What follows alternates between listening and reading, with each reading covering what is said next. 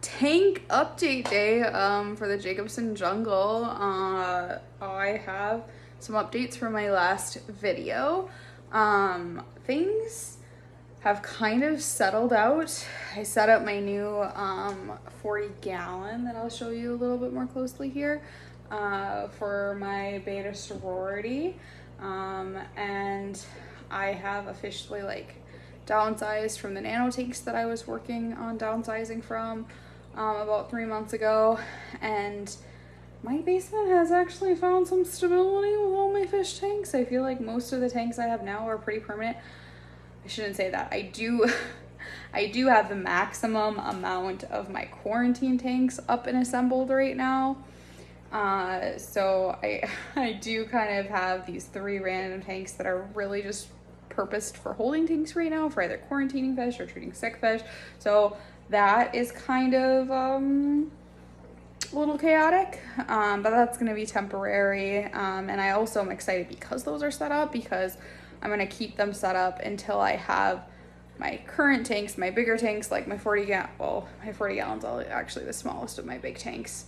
But my 40 gallon, 44, 75, 90, until I've got them comfortably fully stocked where I'm happy with them. So that's kind of the project I've been working on most recently, and I'll kind of go from tank to tank and tell you a little bit more about each tank and what has changed, and what I'm kind of working on. So yeah, that is what is going on with my fish tanks in my fishy basement here. So I'll show you a little bit more.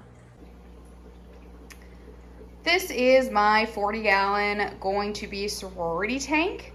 Right now I currently have 10 Harlequin rasboras swimming around in here, and then I have 1 female beta fish that was part of my original sorority that I had in a different tank, and that I ended up having a bunch of problems with. That tank had actually leaked, and I had to temporarily move the sorority. I had 6 beta fish, I think, when I moved all of them. And then I had them in a temporary tank, and then I actually ran into some issues after I set up this tank. I ran into some issues with aggression with the remaining beta fish, so I had to separate all my girls, and I'm kind of at the drawing board right now where I have them all separated, and I also lost several of them, so I am getting more of them and quarantining them, keeping them separate for now. And I'm gonna rescape this actually and probably take my 1 remaining one out of here before reintroducing all of the new ones, so that she doesn't have any set territory established yet either. So I'm gonna have to rescape this just to give it a different layout and hopefully be able to reintroduce my new sorority and have some success. So fingers crossed with that. But what I did so far for this one, for this tank, for the scape, I used fluval stratum for the substrate. I had not used that before, and so I kind of wanted to give that product a try. And so far I'm pretty happy with it. I've had some pretty good plant growth, and I'm excited. I'm going to try a couple of new plants that I haven't tried before. I really want to try a Madagascar lace. So I think because I am going to rescape it, I haven't put any new plants in here since I did the original scape of it. But I would like to, after I figure out kind of what I want to make it permanently, I want to try some Madagascar lace, because I think that one looks so cool, and I haven't got to do that one before, because I usually use either sand or gravel or an Eco Complete, and I think I'll have better luck with this substrate. So I'm excited for that. But this is kind of what it looks like. I added this hill here that actually is, I put some Eco Complete in a media bag just to kind of give me some of the height for that hill, and then I have some dragonstone and some different rocks that I have on top of it. It actually doesn't look great right now. A lot of the fluval stratum kind of sifted off of there, and so it kind of looks messy right now. But like I said, I have to rescape this anyway, so I'm not being too picky. I got a bunch of coconut huts, and then I got these cool little glass fairy kind of terrariums that I have throughout this scape. There's one over there. Something I noticed with those, I tried to put like little rocks and like little Java ferns in them just to make them kind of cute. They do get dirty, especially with the blue stratum. It kicks up some dust, and so they've been kind of hard to keep clean because it's not exactly easy either when you're cleaning the tank to just like wipe them off with a toothbrush. So to be continued to see. I think I have to actually take them out and wipe them down every time if I want to keep them clean. But yeah, otherwise plants, I've got a variety of different things in there right now. I've got 3 swords, I think, some Anubis, some crypts. This is dwarf sage that actually doesn't look very dwarf because it keeps growing and it's gotten actually quite big. And then this is, I think, like a Rotella or not that, it's some sort of, oh, maybe that's Ludwiga repens, I think. This plant is actually supposed to be a red plant, but I haven't dosed this tank with any iron in a while, so you can kind of see, I think there's a little bit of some reddish tint there, but I'll have to give it some more iron to help that plant red up a bit. So yeah, that's what this setup looks like. And I also experimented with a different type of light. I just got like a night crew light off of Amazon because they're pretty affordable, and it said it was full spectrum, and I've had pretty good luck with that so far too. I usually use most of my aquariums have Fluvolacco skies, which I really like, but I kind of wanted to try a few different things in this tank. So far I've been happy with that, and my plant growth has been going pretty well.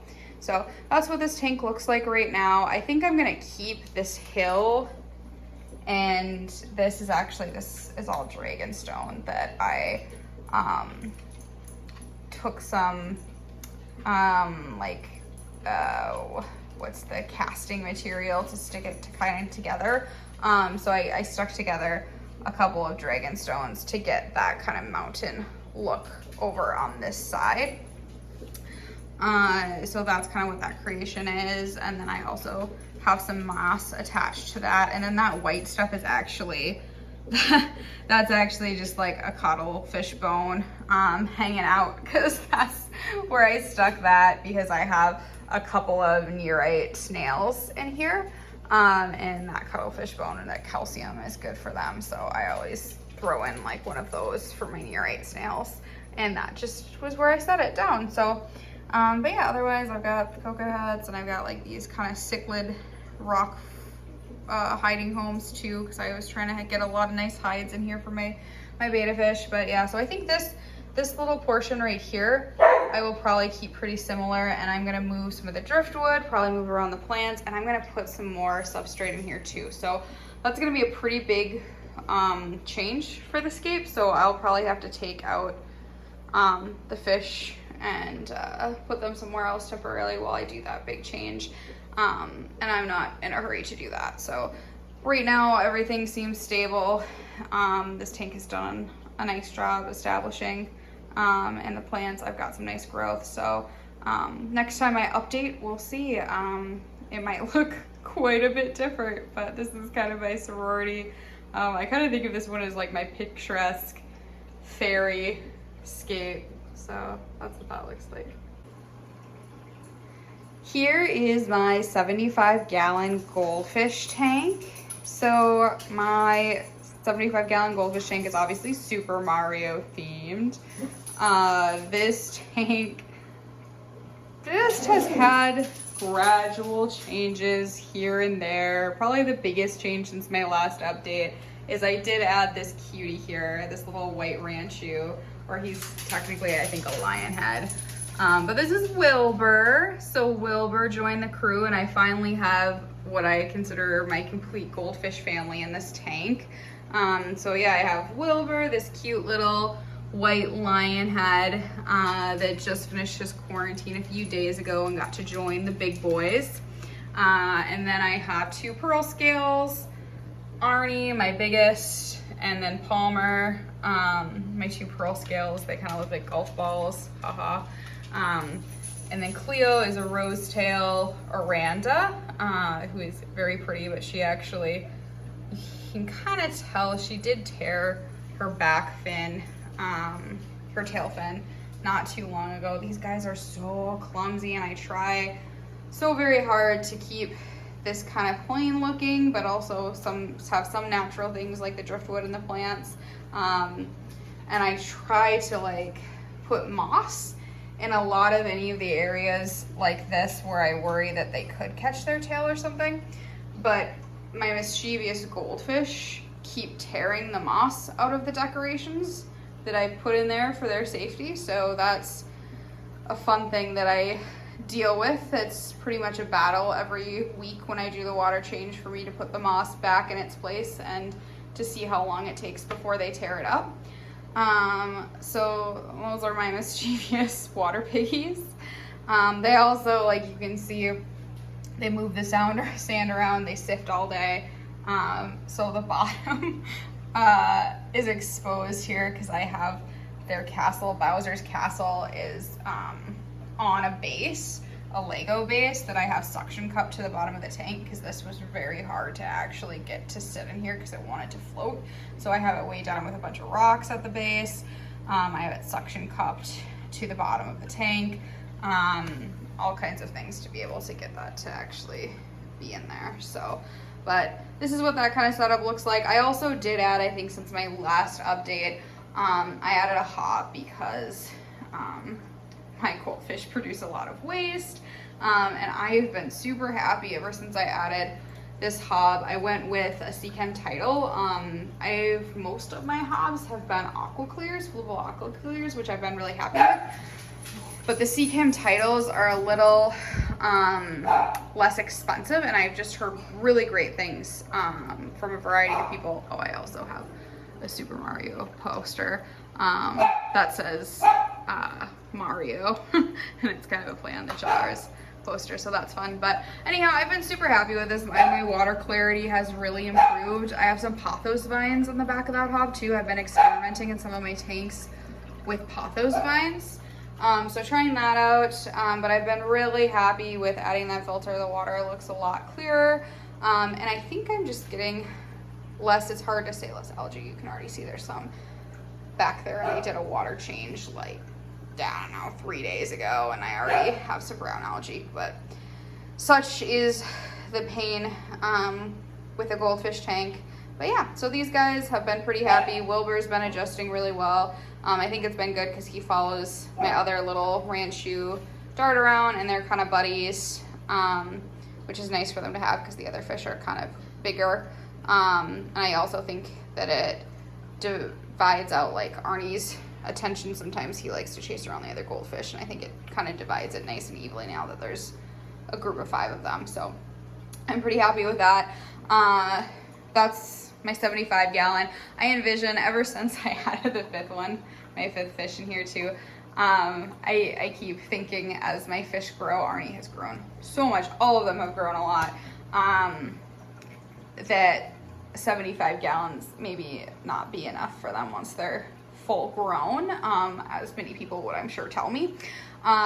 So I've been thinking a lot about, I think I'll eventually upgrade these guys to like a 125 or something of that variety to give them kind of a permanent home. So I already am thinking about that, but for now this seems to suits them pretty well, and I've had pretty good luck with it, and I'm very excited to have my full stocking of my 5 fish in here, and I feel like my goldies are a good little group that all seem to get along, so I've been really happy with that. So that's kind of my update on my goldie tank. All right, story time about this curious project. So this is a 20-gallon tank that I keep around for quarantines or, you know, new fish, sick fish, that kind of a thing.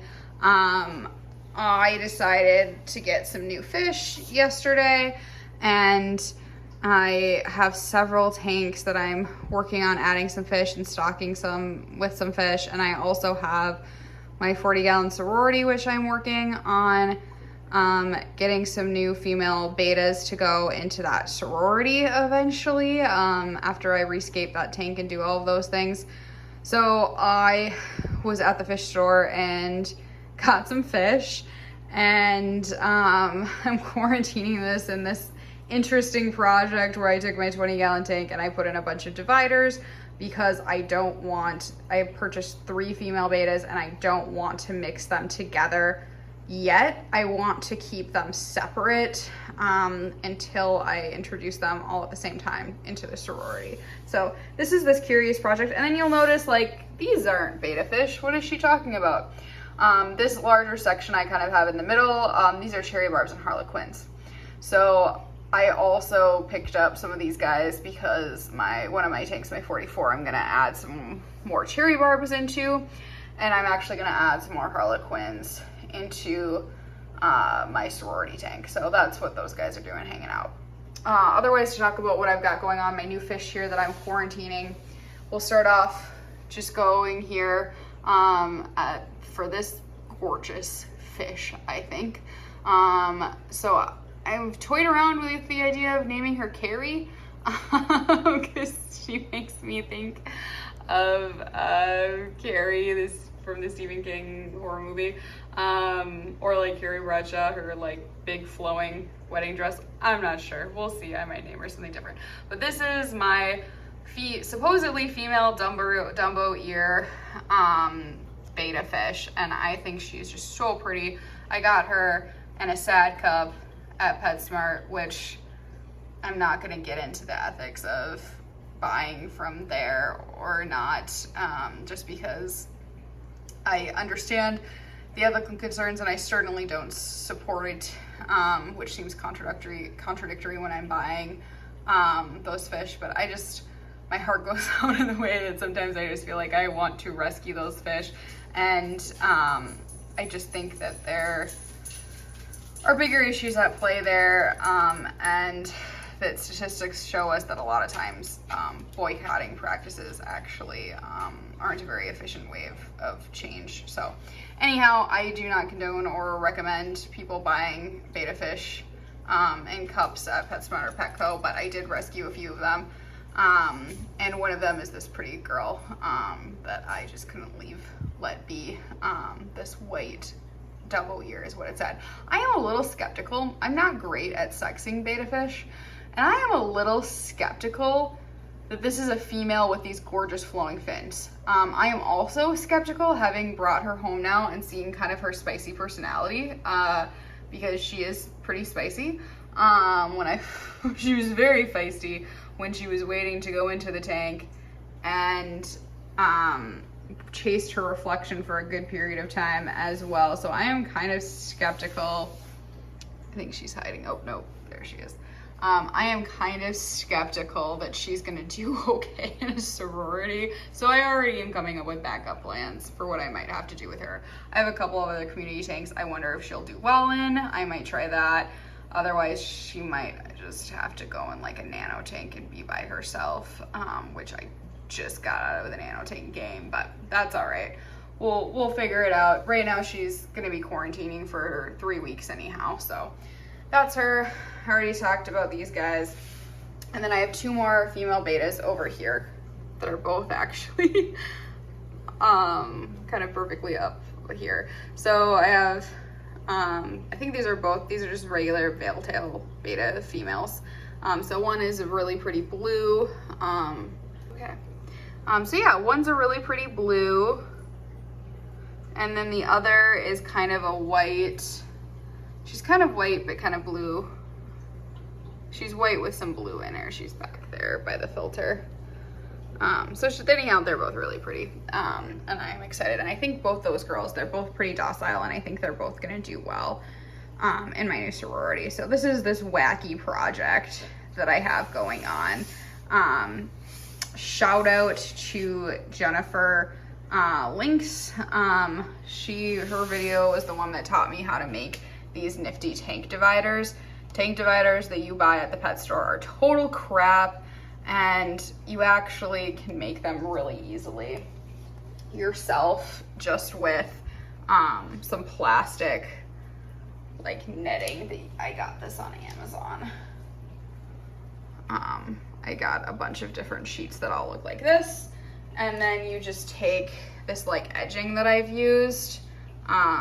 It's just like cover letter binders that you get at like an office supply store. And you just cut it all to size.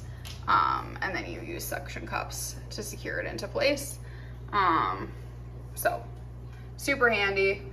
And that's what I did in this situation. And it helped, you know, turn my 20-gallon quarantine tank into being able to have a lot more capacity. I also caution people that anytime you're adding new fish and you're quarantining them, you want to be careful not to add too many at a time. I might eat my own words with this because I did add quite a few fish to this tank all at the same time, but I did have fish in here previously, so the tank was already cycled. And with these little guys, they don't have too much of a bio load, and betas typically they have a pretty small bio load too that I wasn't too worried about. So I'll kind of keep a close eye on this tank, but you also don't want to quarantine in the same water fish that came, you know, from different areas.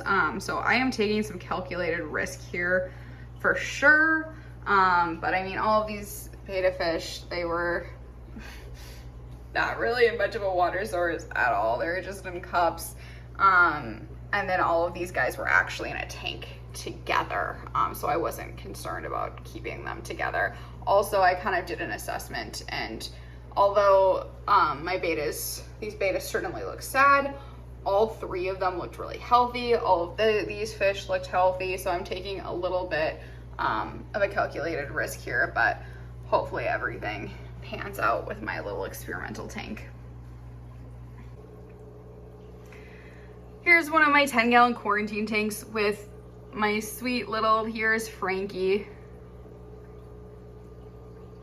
So I have been quarantining. This is Frankie, my female beta.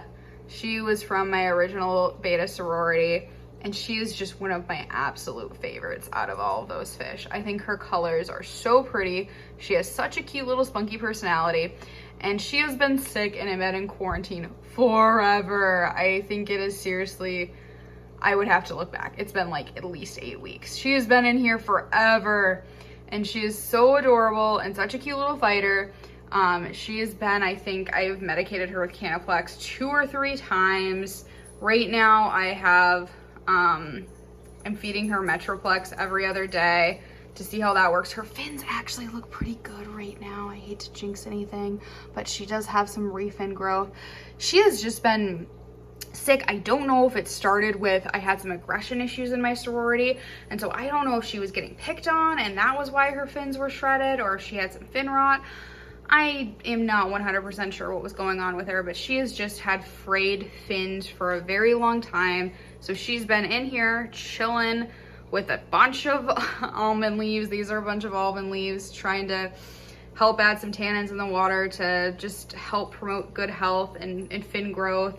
And then yeah, she just finished Canaplex medication like last week, and now I'm feeding her some Metroplex to see how she responds to that. I've just been having a lot of problems where she finishes the medication, her fins start getting better, there starts to be some regrowth, and then like less than a week later, I see the fins fraying again, and she's getting sicker. So we have just been, me and Frank here, we've just been fighting this illness for whatever she has going on, whether it's fin rot or something more complicated. We've been fighting it for a long time. Behavior-wise though, she has stayed pretty peppy and her personality hasn't changed, so that's a positive. So we'll see. Hopefully I can get her fins healed up, and I am hoping that I get her all healed in time by the time that I quarantine and rescape the sorority, that I can add her back in. I'm really hopeful. So we'll just see how she's doing.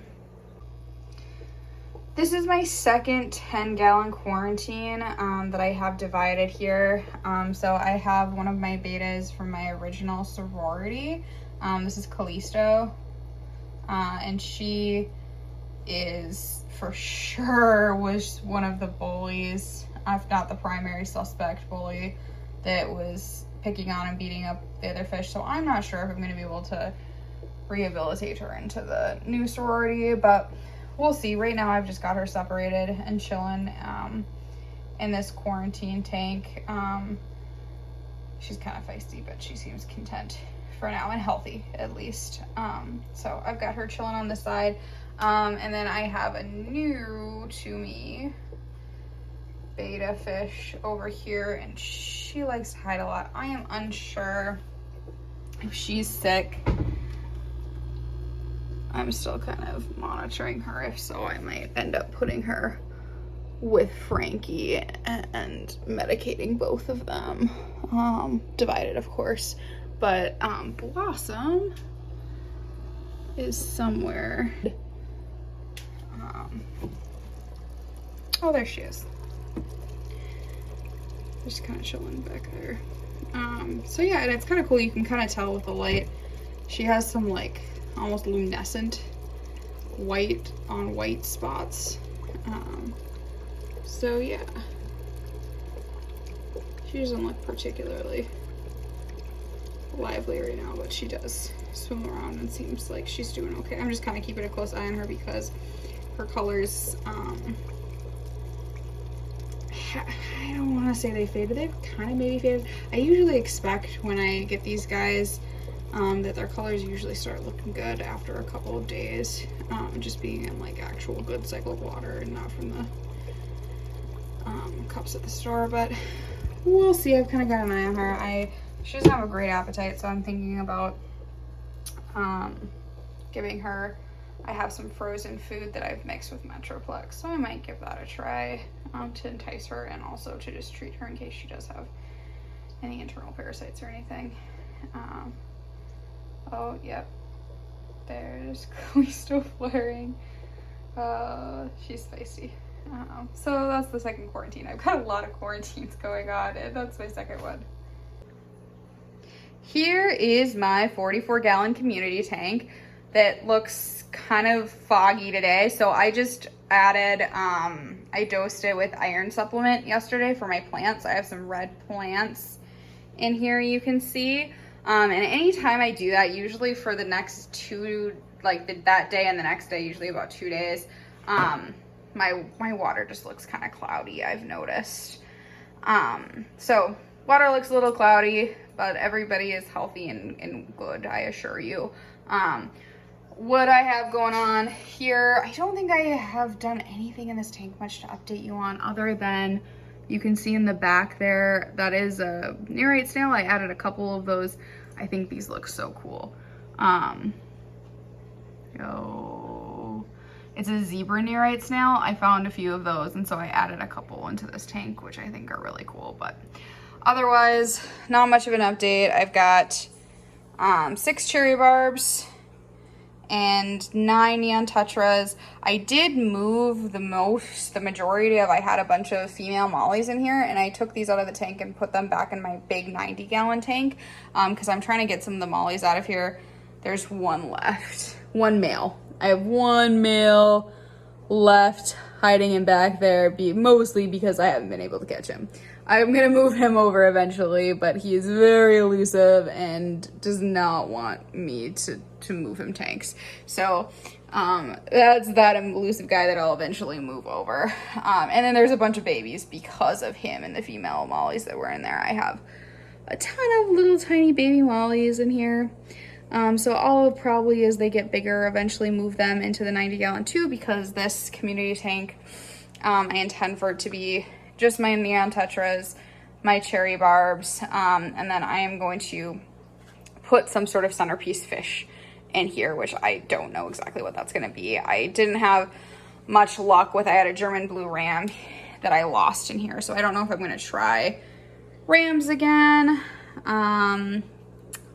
I don't know if I'll try maybe like a pistogramma or a dwarf variety of Grammy. I'm kind of unsure about that, but anyhow, that's this tank. It's a little messy right now because my sand, I have like this mountain path kind of theme going on, and my fish really like to mess it up and drag rock into my sand path, but you can kind of see the idea of the mountain trail I was going for. And then I have some nice big pretty plants in here. This Anubis has done so crazy well. I'm kind of, I can't be proud of it because I haven't done anything to really promote its growth, but I'm pretty happy about that. And then I've got those two big Amazon swords, Java Fern, I forget, rednecky or something. I can't remember exactly what my red plants are.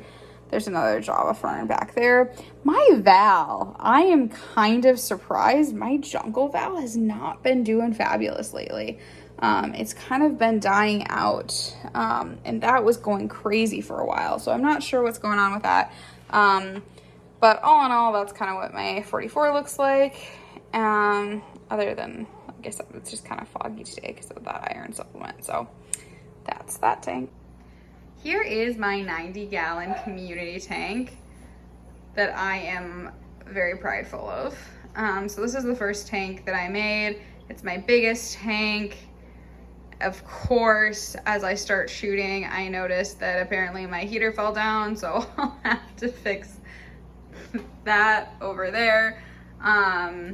But yeah, so I haven't had many changes, I think, since my last update. In the 90-gallon, I've still got Bosemani rainbows in here, a bunch of mollies, my rainbow shark, and my blue gouramis. I have two. There's one of my blue gouramis. Yeah, that's what I've got kind of going on in here. I changed anything? I don't think I've moved plants or anything. This has been pretty solid. Oh, hey, look, Alton's out. There's my Bristlenose Pleco. Some of my mollies are growing and getting bigger, and like some of them have lyre tails, which I didn't have any Dalmatian lyre tails in here before, so that's really cool to see that crossbreed from Luna's the only lyre tail, I think, in here. So crossbreed between her and some of the mollies is kind of really cool to see. I think that those lyre tails have just really pretty coloration. Something else kind of cool recently about this tank is I've noticed the smaller babies, a lot of them have a lot more white to them. Like there's a baby that almost just completely white. I think has like one black dot on them. So that was interesting because I've had some pretty good population control recently because my rainbow fish, these big guys over here, eat all of the baby mollies. And so I usually don't have many survivors, but I noticed recently that some of the smaller fish that have survived have that more white coloration to them. So it's kind of cool because I feel like evolution is actually like taking place in my fish tank where my lighter colored molly babies are living and surviving because of my substrate. I have this really kind of light brown substrate that I think when the aquarium light is on it, it kind of is really luminescent and kind of almost has a white hue to it. So I think these little guys are just able to camouflage a lot better with that substrate. So that's kind of just a nifty thing that's going on. Don't know, Louie and Hubert. I did start trying to grow pothos vines in my tanks. So I did add, this looks terrible, I always have some mold that grows in here, so I have to hit this with bleach every couple of months or so. So that looks kind of gross right now, it's like stained. But I do have these pothos vines that are hanging out of this 90-gallon and growing. So my kind of hope for this is they're just little babies right now that just kind of took root. So I want them to grow long enough to wrap around the outside of this tank. Yes, I have a coconut fish next to my fish tank. So I think it would be cool to be able to wrap them all around the hood here. So that's a project I'm working on, and I'm forever trying to transplant some more of these plants in front of my sponge filter just to give that a little bit more coverage. Yeah, otherwise my 90 is pretty much just my staple tank. I'm gonna get a few more rainbow fish just to make this a bigger school, and then I think I'm gonna get another fish of some sort. Maybe I think some swordtails would be really cool in here, some really brightly colored like orange swordtails, I think would add a nice pop of color against some of the other oranges from the Bosbani and the blues from the blue Gouramis. I think that could be cool. So that's my update, and that's what my 90-gallon tank looks like these days. So those are all my tanks and all my projects that I'm working on right now. I feel like there are less projects and just a lot more of general tank management that I have going on. It is kind of fun to be able to say that I'm spending more like money and time on acquiring fish and quarantining them to stock my tanks than I am on equipment and, you know, things like that. That's kind of exciting, although I gotta tell you, I do love setting up a new tank and getting like the new equipment and decor and all of that. It's super fun, but that is all right. I do have at least one tank that I'm going to be doing some scaping on, that 40-gallon sorority. So I'll get to use a little creativity with that. And every now and then I also get a compulsion that I want to maybe do something in my 90-gallon. I really love how my 90-gallon is and how it's doing. But yeah, every now and then I think about taking out my gravel substrate. It's the only tank, my 90 gallons, my only tank that still has gravel substrate, and I hate it so much. I like sand, I like Eco-Complete, I like just about any substrate better. I am not a huge fan of this being the only tank that I have to actively gravel vacuum every week. So anyhow, we'll see. I might change that sometime. I would really love to take out the gravel and to just do sand, but I don't want to pull out my Eco-Complete, and I don't know if I can top off Eco-Complete with sand. If anybody knows the answer to that, you should let me know. All right, otherwise, until next time, guys, stay happy. Louie, Hubert. You boys are sorry for all the noise you made earlier, aren't you? Yeah, I think so. Yeah, they look real sorry. I think so. Look at that. That is the face of remorse.